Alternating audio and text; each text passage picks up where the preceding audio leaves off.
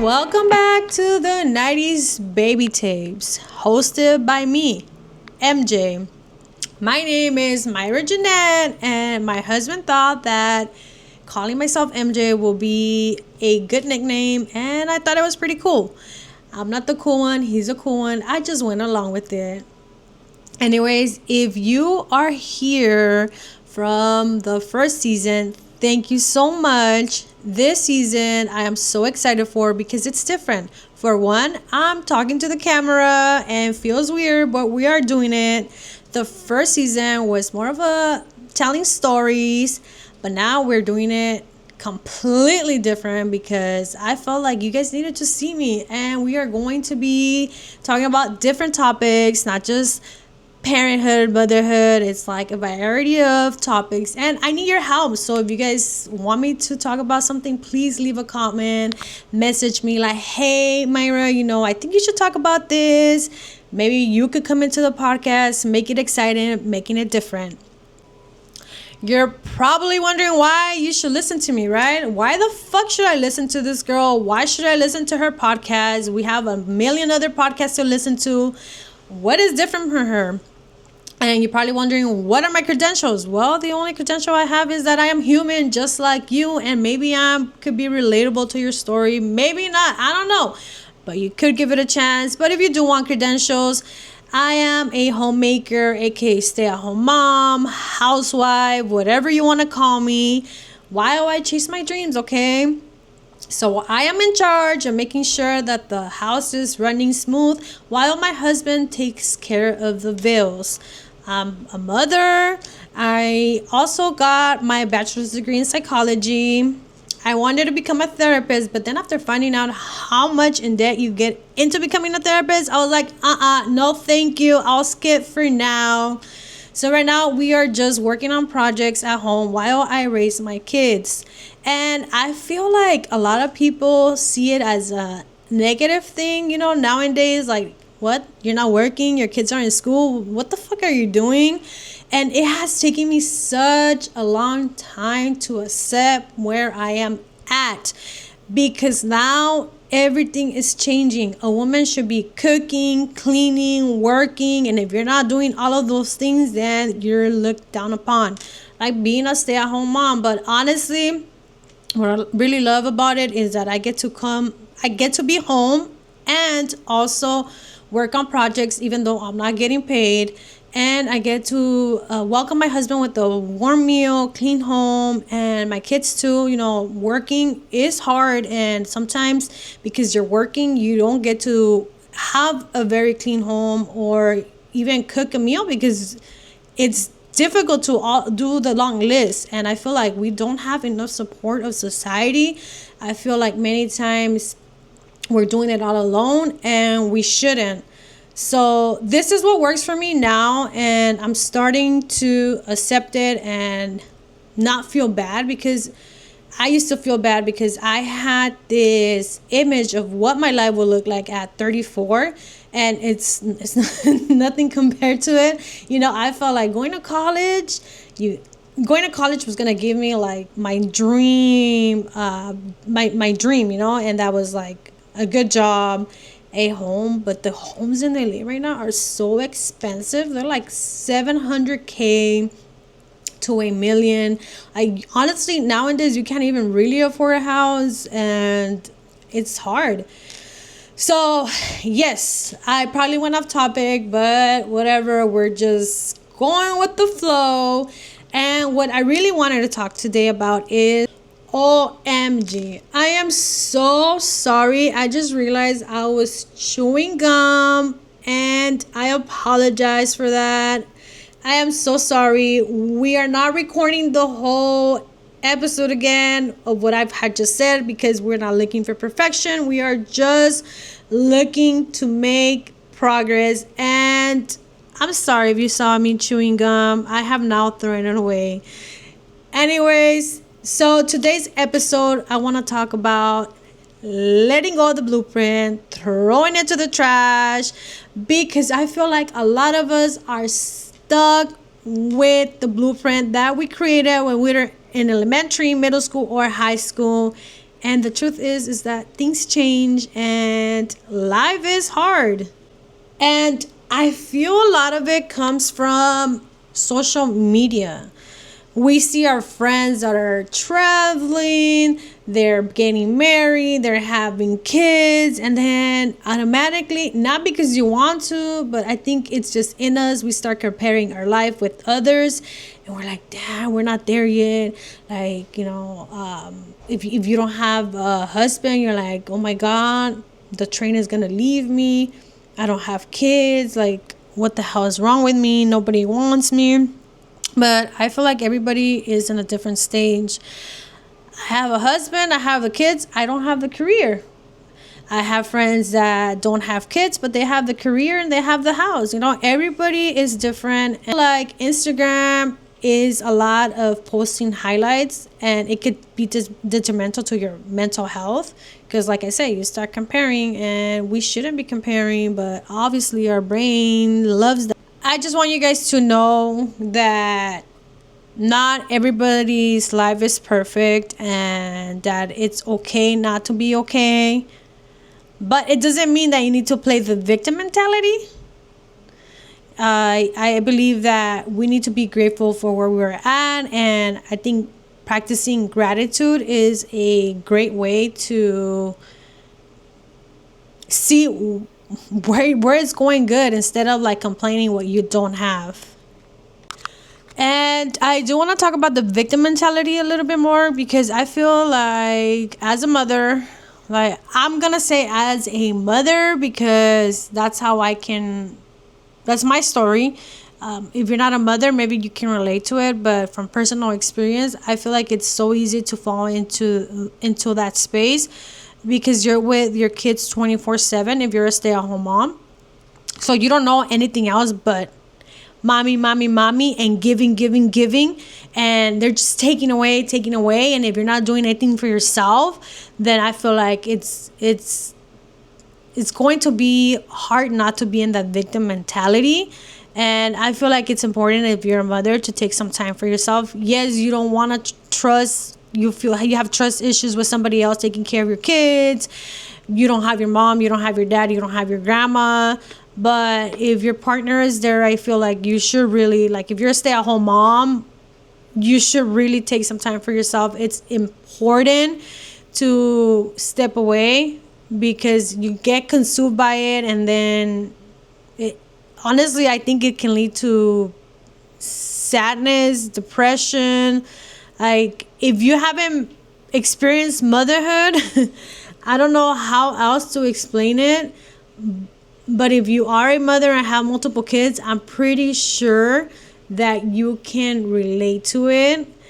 And one thing that has helped me get away from that victim mentality is practicing gratitude. Back then, what I used to do in my journal is like, oh my God, I have such a tough day. My daughter did this. Oh my God, like, I don't like this. Like, I thought my life was gonna be different. Blah blah blah blah blah blah blah blah blah blah. Like, just negative. And it's good. It's good to let everything out.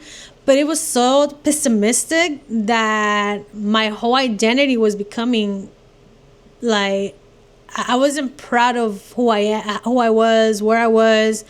So I slowly started shifting to gratitude. And I feel like that's one of the most important things that you can do, is find gratitude in the small wins that are going in your life. And that's what I try to do now.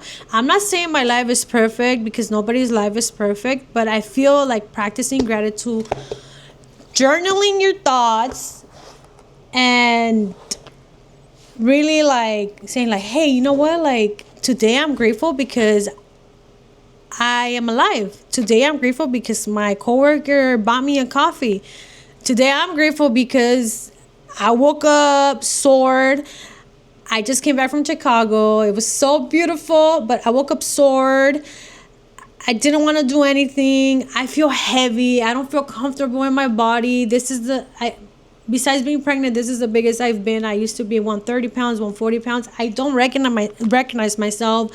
So it's so easy for me to be like, you know what, like I'm not gonna do anything, I'm just gonna stay home, and that's where it was going. That's where my mind was going, and I was just like, nope, Myra, you don't like the way you look, get up, exercise, don't fall into that victim mentality.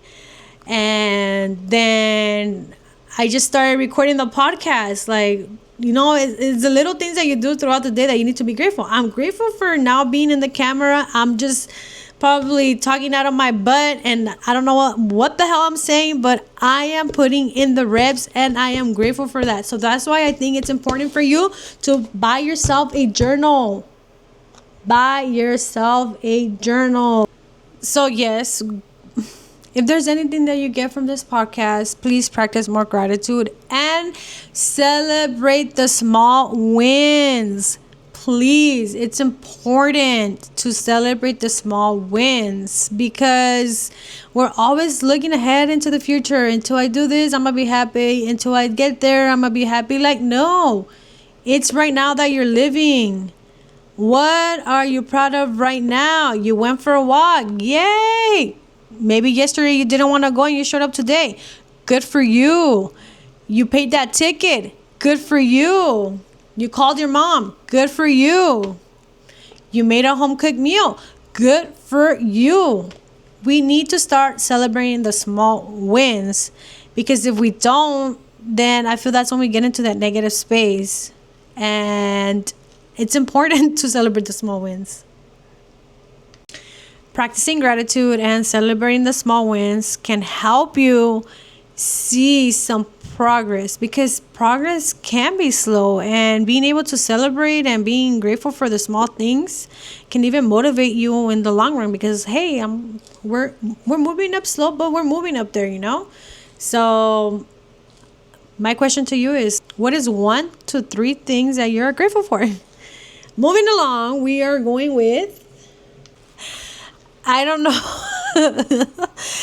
I don't know how we ended up here. Like, the podcast was going to be completely different, but we're here now. And I don't know if I went off topic, but I mean, it is my first episode and we're just going to go with it. But back to gratitude and celebrating the small wins. I wanted to share some books that have helped me in my personal journey. And one of them is this one right here. It's all beat up, but that's good, because that means that I do use it. Atomic Habits. If you have not read this book, I highly suggest it. This one right here has helped me a lot, and I always go back to it. I leave it halfway, then I go back, read it full, and I don't know how many times I've read it, but it has helped me a lot. I even have Post-its. I love it because it teaches you that you can change. You don't have to be stuck in that same place. It teaches you to build a system and to how to change your identity into what you want to become. It teaches you how to do habit stacking and how to implement them. So for example, you want to lose weight, you can eat a healthy meal, and then you can go for a jog, and then those two become a habit. One of the things that I really liked about reading in this book was turning the burdens into opportunities. So for example, sometimes hard habits, you don't want to do them because they're hard, but associate them with positive experience. For example, back then I didn't like to cook. I was just like, ugh, being in the kitchen for hours, oh my god, I could do something else. So instead of being negative about it, it was more like, I get to cook dinner for my family that they get to enjoy, and you get to see their beautiful smile when they're eating it. So it's just things like that, and I just highly recommend it. It's a really good book, and if you haven't read it, I highly recommend it. I think I said that a lot, huh? This one right here is by James Clear. Okay, the next book is this one right here. Heart of the Buddha's Teaching, Transforming Suffering into Peace, Joy, and Liberation by Thich Nhat Hanh.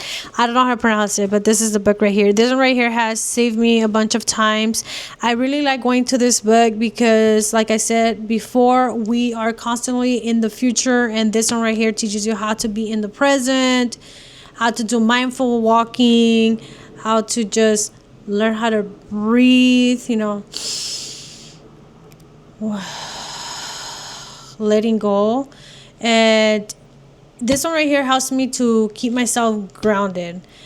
I read it last year. I came back to it because I was going through such a hard time. I did not have a apartment. My apartment got flooded, and my family and I kept moving from Airbnb to Airbnb, hotel to hotel. I was just very unstable, and one of the main things for you to be good is to have a stable home. I did not have a stable home. I felt lost. I was crying. I was sad. But this book right here always saves me because it talks about how just because you're suffering doesn't mean that you can't feel joy at the same time. And sometimes we are chasing the wrong things, and this one just helps you to stay grounded. So if there's two books that I recommend from on this podcast, it'll be this one right here if you want to be grounded, and then this one right here if you're trying to change your identity and you're having a hard time. Anyways, enough of books. Let's go to the next topic. I hope I didn't lose you. I don't know if it's such a nerd thing to do to share books or not. I'm sorry.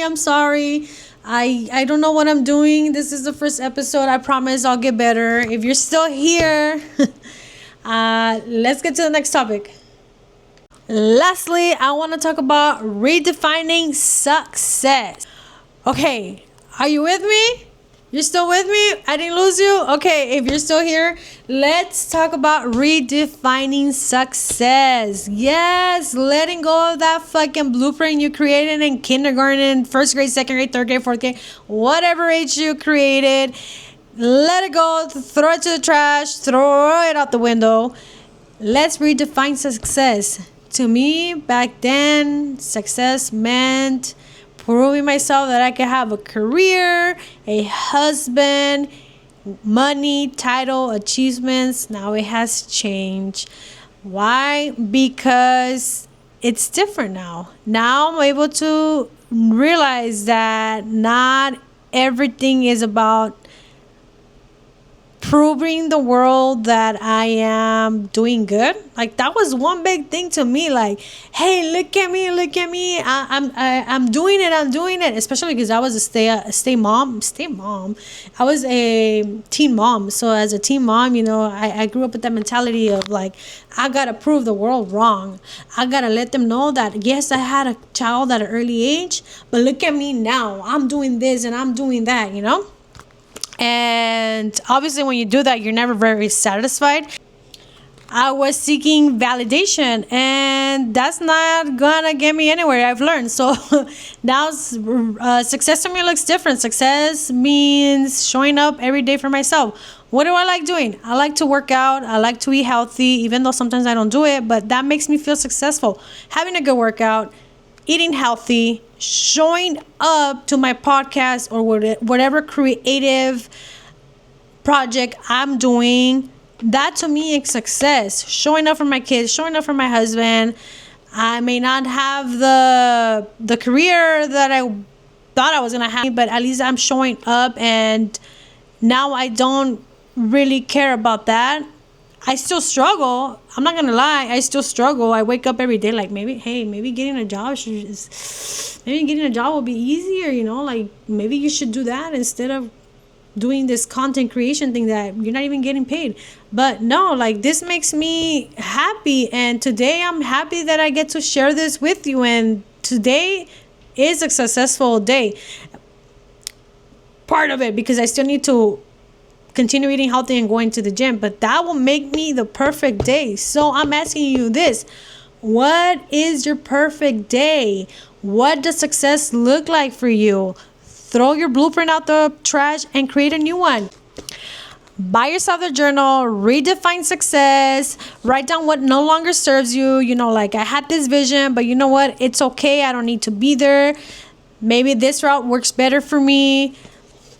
I'm telling you guys, a journal has saved me a lot of times. I know a lot of people don't like to do it, but honestly, I feel like it's a helpful way to express yourself, get rid of whatever you don't want, and also redefining yourself.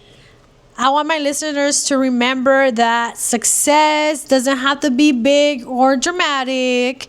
It's often the little things that happen throughout the day that keep you moving forward and what makes you proud of you, ourselves. And just a review of everything that we talked about today is what's helping me right now. And what's helping me right now is stepping back from comparison, not comparing my life with others. Like, yes, friend, you got married, good for you. You got a good job. I'm so happy for you, but doesn't mean that I have to be jealous of you or like, oh, I want that too. Like, everybody is in a different journey, and that is okay. All right, so that's just a little peek of what's really going on right now in my life, what's helping me right now. Stepping back from comparison, going on Instagram and just seeing the highlights doesn't mean that everybody has a perfect life, and my life is not perfect. It just means that they're in a different journey, and it doesn't mean that their life is perfect. Everybody is struggling somehow. And, practicing gratitude is helping me, reading and journaling, learning, redirecting my thoughts, and redefining success, and not looking for validation. You don't have to have everything figured out. Growth is a process, and it's okay to take small steps, just like the Atomic Habits book that I suggested. That one helps you take the small steps necessary to your goal, and even the tiniest changes makes a difference. If anything resonates with you from this episode, I want you to try just one thing. It's either gratitude, journaling, reading, reflecting on your thoughts, redefining success, throwing out that blueprint. And please leave any comments, any suggestions of how I should take the next episode. I know it was probably all over the place, but like I said, we're just going with the flow. Thank you for being here today and joining me in the 90s Baby Tapes podcast. I can't wait to see you in the next episode. If you are trying to be part of this new season and you are not shy to join me and actually show me your face, have a conversation, please let me know. DM me, comment, anything, please. I can't pay you, but I can make you a meal maybe. Let me know. Thank you.